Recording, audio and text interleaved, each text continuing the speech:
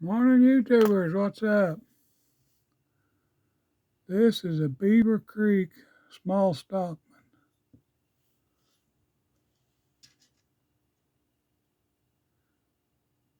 3 1/4 long. Main blade's a little over 2, I think. Yeah, about 2 1/4 or so. Pretty neat little old knife, though.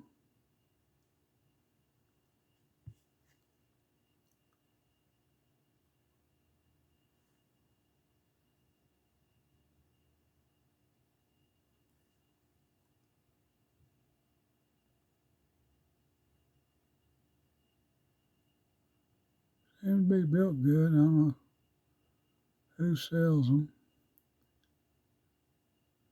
Could be a frost knife.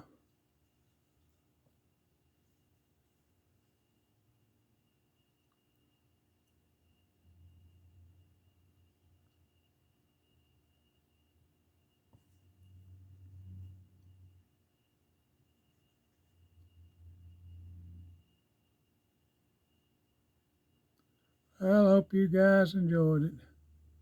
Be safe. Have a good weekend.